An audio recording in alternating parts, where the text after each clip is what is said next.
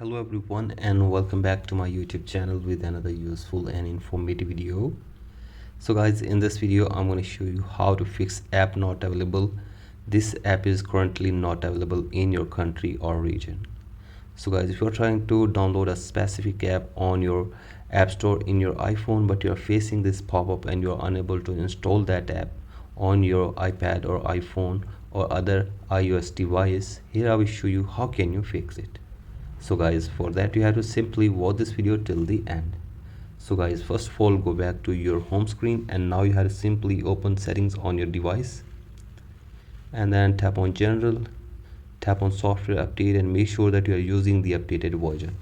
So guys, do this, and after this scroll it below and tap on date and time and set your date and time from here. Then tap on language and region, and from here tap on region and select your country or region where the app is available to be downloaded. So guys, you have to simply select that country or region from here and save this information and check if the problem is fixed or not. And if the problem is still there, then you have to simply go back and now tap on VPN and device management, and from here you have to simply connect your device with any VPN, and after this check if the problem is fixed or not.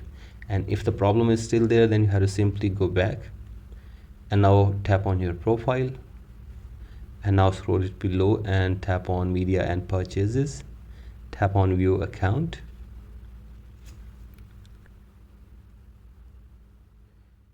and wait here for some seconds, and now tap on country region from here. Tap on this